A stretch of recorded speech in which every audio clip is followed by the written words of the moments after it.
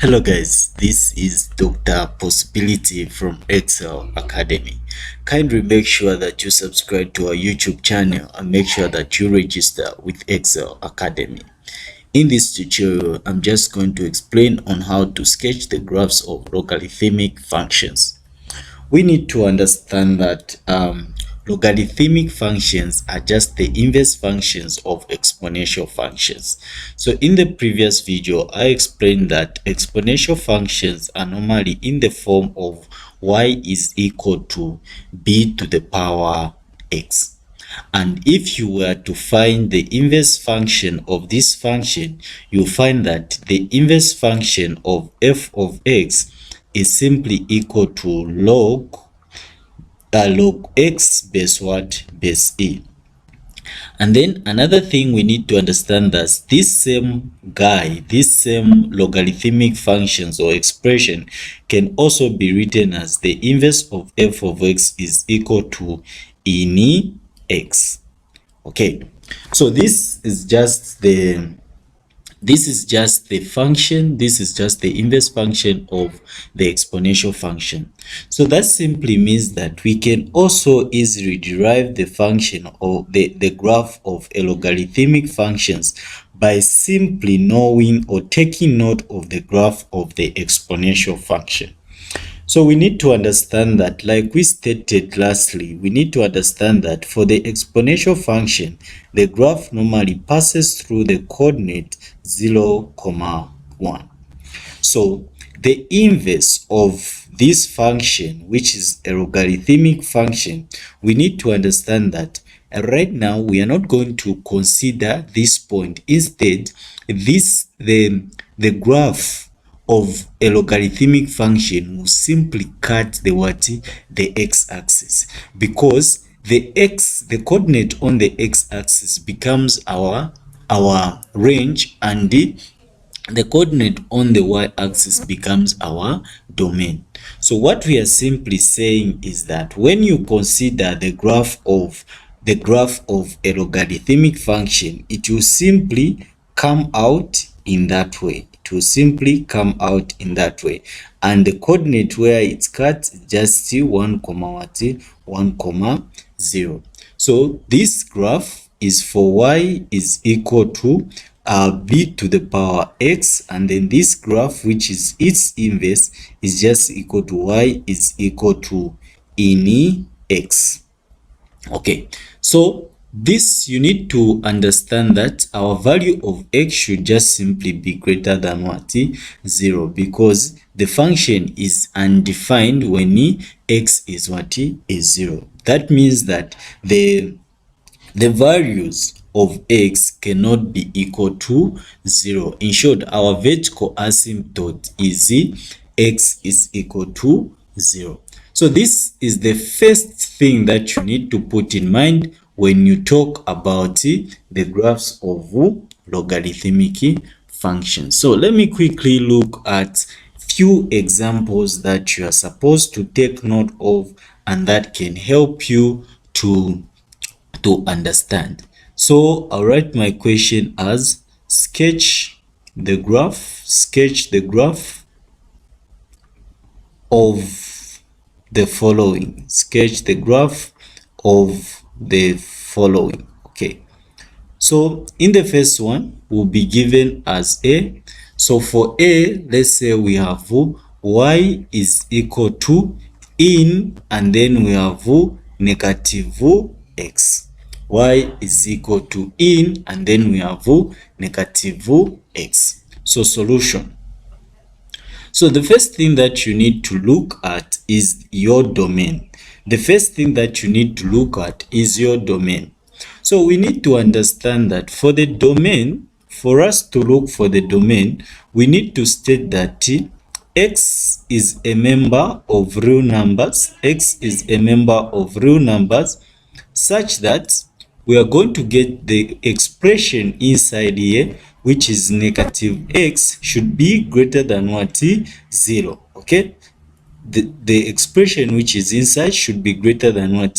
0. So when this is worked on, we need to understand that x is a member of real numbers, and then such that when you multiply both sides by a negative, this expression will be x is less than what, 0, and then that's our domain.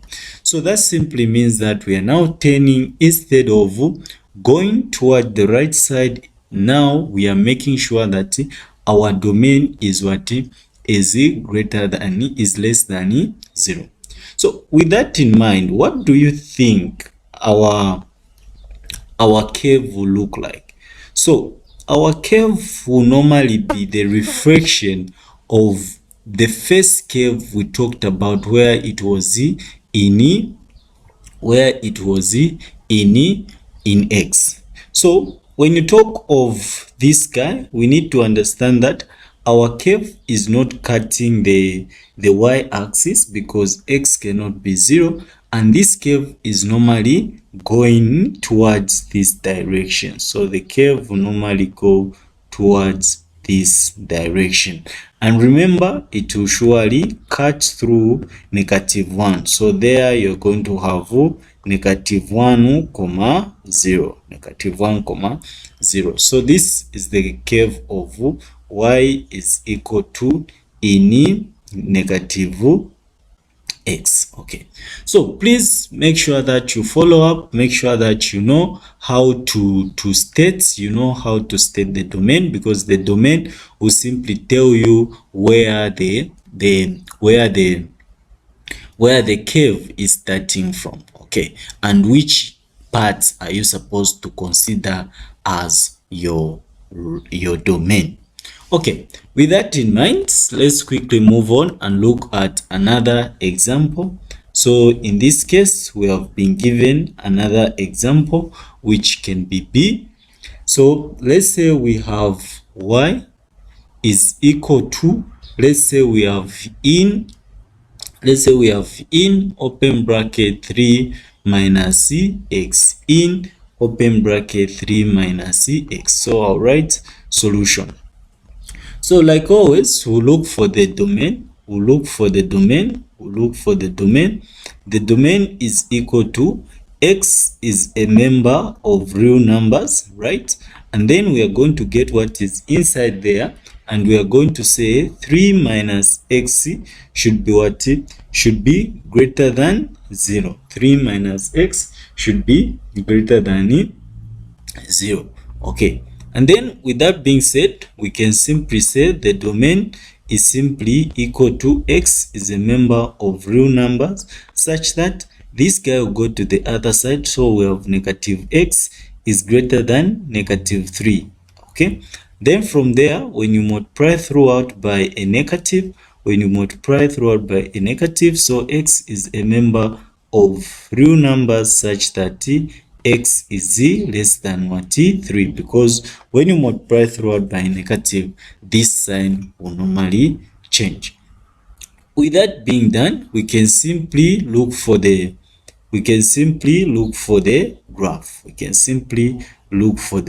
graph.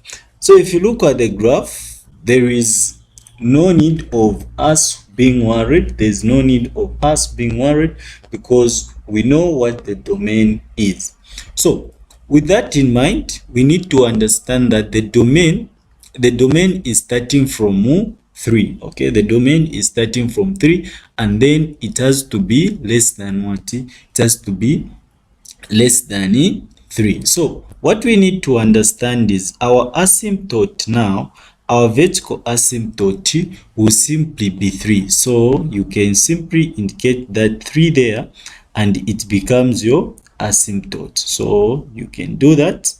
It becomes your asymptote, and then after you do that, you can easily sketch the graph. So the graph will start from there, and then when it starts from there, you're simply going to move that direction. It's going to move that direction, and then there it's just going to cut that part and go like that. So the point where this guy is cutting the x-axis, that's where you have a what? That's where you have your y is simply equal to 0. So that's where your y is simply equal to 0. So the key when you are doing this expression, the first thing you need to understand is how is the curve?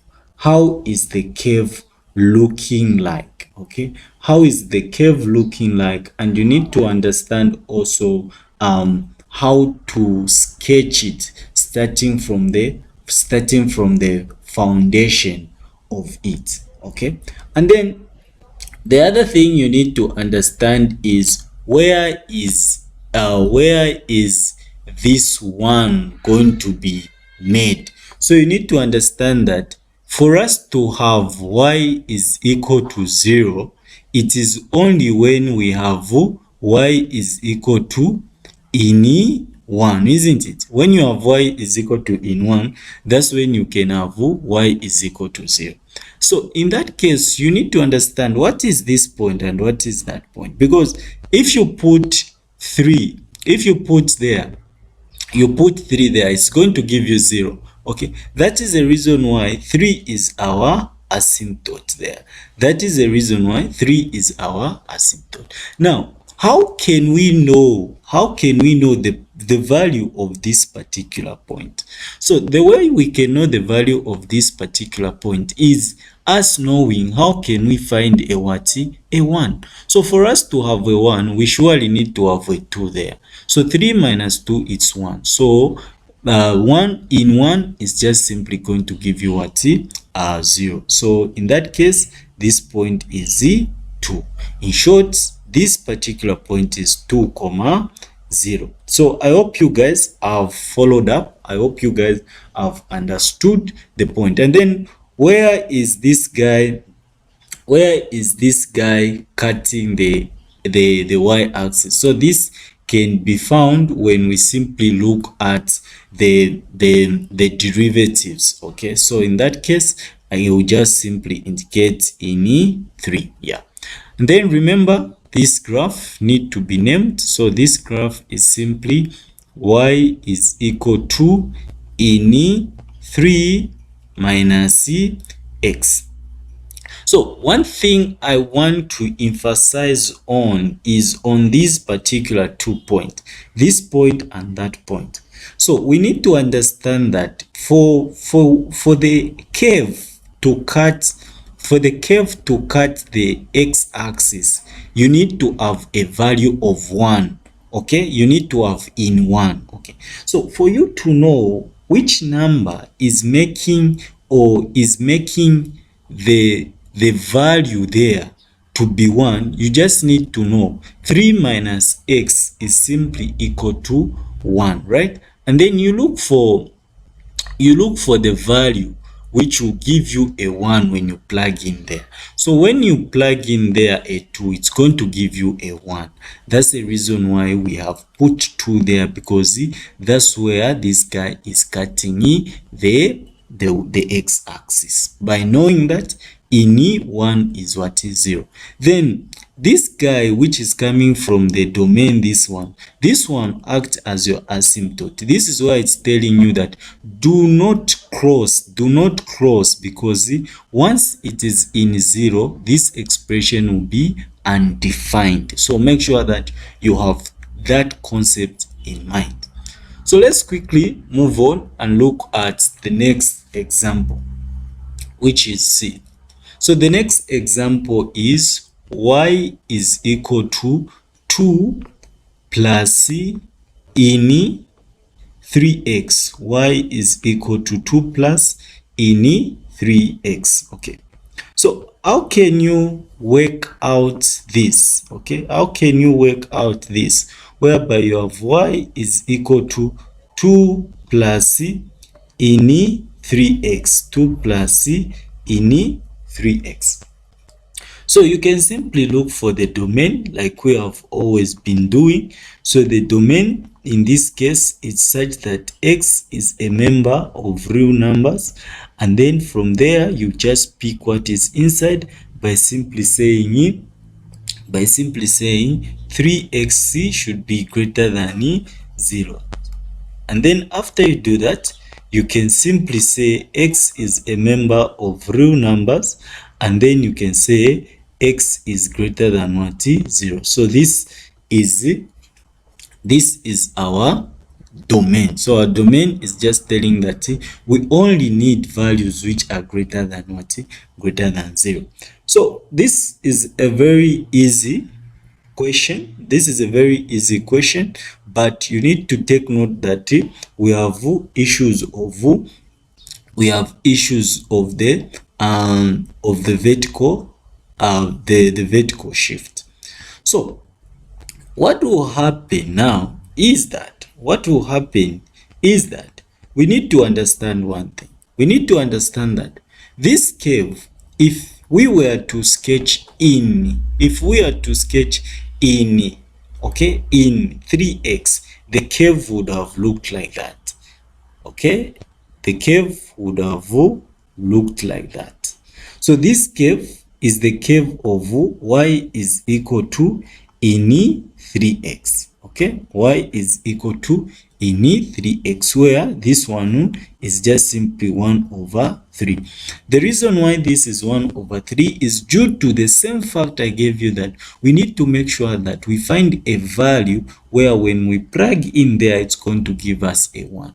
So when you plug in there 1 over 3, it's going to give you 1. So in 1 is just a 0. So this is the graph of this one. Now, what about what we have been given? So what we have been given can also be found by simply taking 2 steps on top. So you can make from there it goes there, and then from there it goes there. So it makes 2 steps. That simply means that our curve will start from the same region, but this time around it will go up like that, and then it will surely make a turn from there. To surely make a turn from there. So in this case, this point is a 2, and then we need to understand there it will be 1 over 3 comma 2. Okay, knowing that when you say y is equal to 2 plus in 3 dot 1 over 3, you need to understand that this will give you a 1. So y is equal to 2 plus in 1. Okay, and this is just simply going to give you what? A 1. Wait, it's going to give you a 2, sorry. It's going to give you a 2. All right, a 2, because we understand that there it will give us a 0. So 2 plus 0 is just a 2 there. So this is the graph. This is the graph of y is equal to 2 plus in 3x. 2 plus in 3x.